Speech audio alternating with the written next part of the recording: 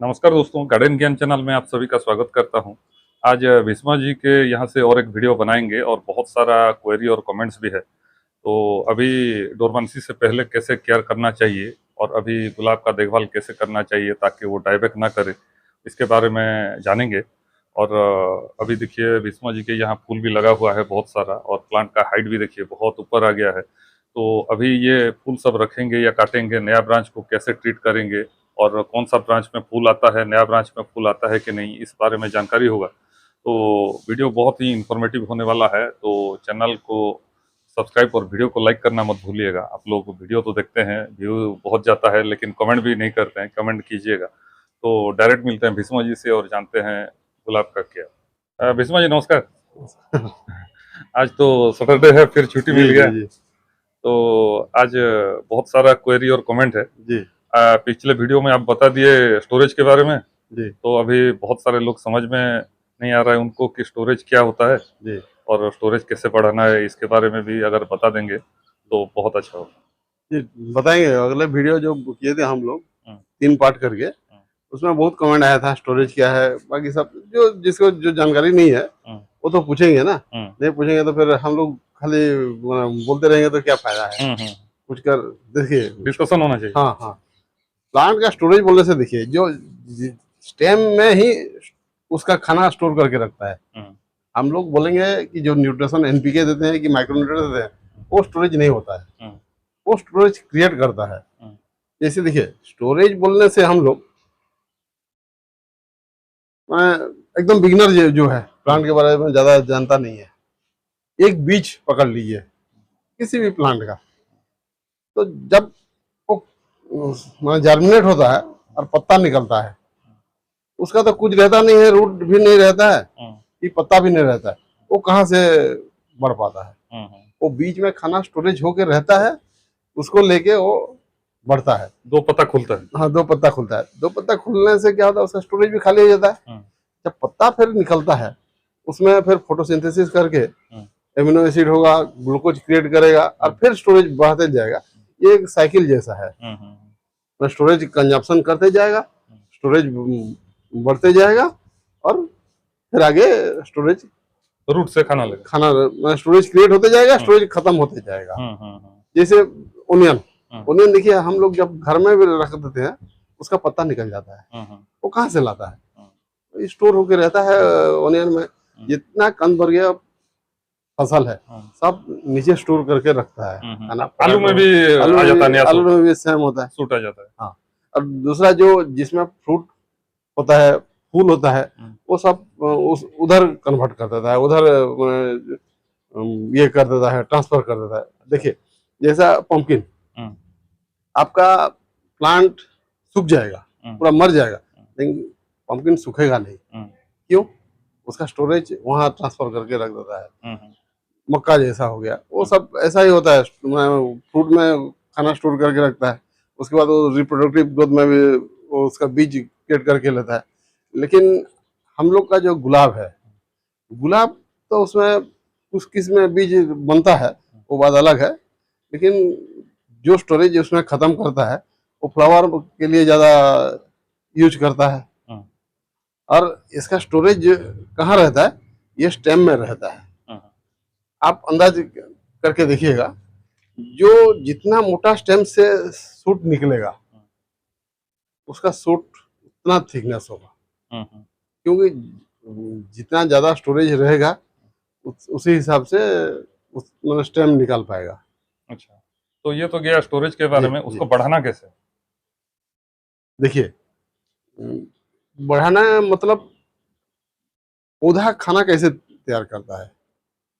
ये जो प्लांट है, प्लांट का पत्ता से खाना सनलाइट, वाटर और जितना भी न्यूट्रिशन लेता है, हम्म, उसी हिसाब से खाना तैयार करता है। हम्म, तो प्लांट का पत्ता जितना बड़ा होगा, वो स्टोरेज उतना ज़्यादा बना पाएगा। ये प्लांट कहाँ से खाना बनाता है? हम्म, ये पत्ता से ही खाना बनाता है। हम्म, जितना क्लोरोफिल हम्म, पत्ता, ग्रीन पत्ता जो है अच्छा रहेगा, वो उतना अच्छा खाना बना पाएगा। अच्छा, पत्ता का साइज की पत्ता का क्वालिटी, हम्म, ये खाना लेके ग्लूकोज में जब कन्वर्ट करता है, उसके बाद ये स्टेम में खाना स्टोर होके रहता है, वहाँ पे सप्लाई कर। वहां पे सप्लाई रहता है। लेकिन बात है, ज्यादा वेजिटेटिव ग्रोथ लेंगे हम्म, तो उसका स्टोरेज भी ज्यादा खाली करते जाएगा। अच्छा।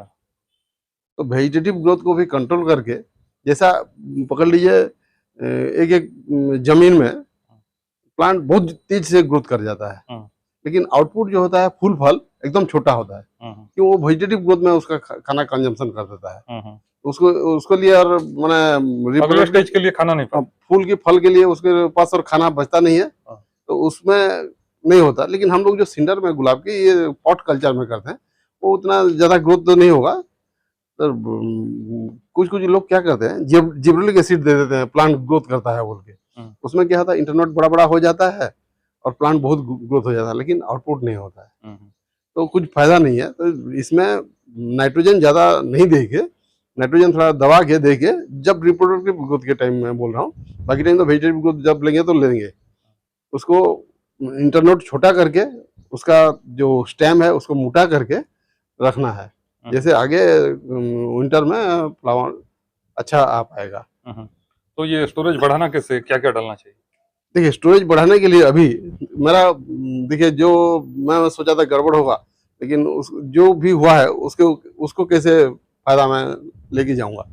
मेरा प्लांट डोरमेंसी में था, बारिश हो गया और बहुत पत्ता निकल गया। हम्म, इसमें क्या हुआ, मुझे मेरा प्लांट में कुछ स्टोरेज था, पत्ता निकल गया और फूल भी निकल गया। देखिए कितना मोटा मोटा ये निकल गया, विंटर जैसा फूल है। विंटर जैसा फूल आ गया। ये स्टेम देखिए कितना मोटा निकला हुआ है।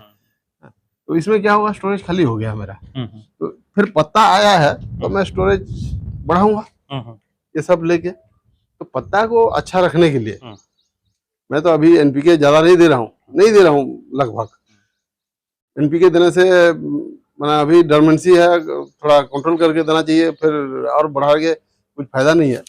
तो मैं मैग्नीशियम दे रहा हूँ। मैग्नीशियम देने से क्या हुआ, उसका क्लोरोफिल अच्छा रहेगा। दूसरा बात, जिंक दे रहा हूँ और आयरन दे रहा हूँ। इसमें क्या हुआ, आयरन देने से जो पीएच का मैटर रहता है वो उसका भी सुधार आ जाता है और पीएच इम्बेलेंस नहीं होता, तो खाना आराम से बना पा रहे। तो अभी मेरे प्लांट में सब 30 to 40% फुलेज है। तो ये फुलेज को लेके मैं प्रूनिंग तक ये चलाऊंगा। प्रूनिंग तक मतलब मल्चिंग तक ये चलाऊंगा। मल्चिंग के बाद तो फिर खाना शुरू हो जाएगा धीरे धीरे करके।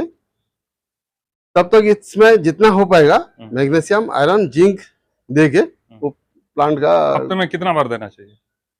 मैं तो कोशिश कर रहा हूँ रोज कुछ ना कुछ खाना देने के लिए। अच्छा, फोलियर की ड्रेंचिंग दोनों में, जैसे रेक्सोलिन हो गया उसको फोलियर मार रहा हूँ, चिराटे डायन होने से स्प्रे मार रहा हूँ, जो फेरस सल्फेट जो है, जिंक सल्फेट है, ये मैग्नीशियम है, ये सबको रूट में दे रहा हूँ। अच्छा, रूट में देने से स्टोरेज ज्यादा टाइम, माने ये प्लांट में ज्यादा दिन तक स्टोर करके रख पाएगा।